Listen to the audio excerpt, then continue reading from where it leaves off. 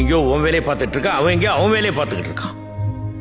இப்படி உனக்காக எதுவுமே செய்ய முடியாத ஒருத்தனுக்காக உன் வாழ்க்கையே அர்ப்பணிச்சு நாசமாக்கி வீண் செலவு பண்ணி குடும்பத்தை கவனிக்காம அடுத்த குடும்பத்தை அசிங்கமா திட்டிக்கிட்டு ஏன்னா பைத்தியக்காரங்களா?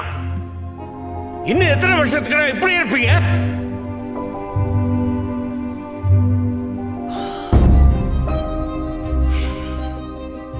நாம இப்படி இருக்கிறதுக்கு என்ன காரணம் தெரியுமா?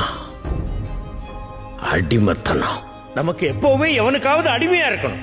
முதல்ல ராஜாக்களுக்கு, அப்புறம் வெள்ளைக்காரங்களுக்கு, இப்ப அரசியல் தலைவர், ஜாதி தலைவர், சினிமா ஹீரோஸ், கிரிக்கெட் பிளேயர், இப்படி எவனுக்காவது எவனை பத்தியாவது பெருமையா பேசி அவனை புகழ்ந்து அவனுக்காக சண்டை போட்டு கடைசி வரைக்கும் ஒரு அடிமை நாய் மாதிரி வாழணும். ஆனா அவனுக்கு நம்மள யாருன்னு கூட தெரியாது. ஏண்டா தெரியாம தான் கேக்குறேன். நாம காசு கொடுத்து படம் பார்க்கறதுனால தானே அவன் அந்த நிலைமையில இருக்கான்.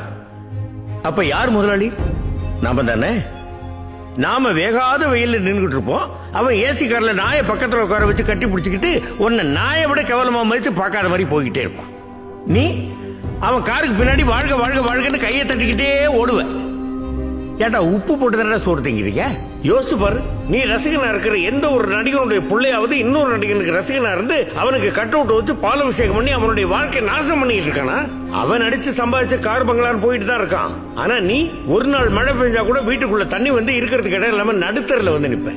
ஏன் அன்னைக்கு நீ ரசிகனா இருக்கிற எவனாவது உன்னை வீட்டுக்குள்ள சேர்த்துக்க வேண்டியதானே? வெறும் படத்துலயும் மேடையிலையும் மட்டும் உன் காலுக்கு செருப்பா இருப்பேன்னு பேசிட்டு நீ உதவின்னு அவன் வீட்டு வாசலுக்கு போய் நின்னா உன்னை செருப்பாலையும் அடிச்சு தொடுத்துவான். அப்பா தாதா நம்மள வீட்டுல சேர்த்து பாருப்பா. செருப்படி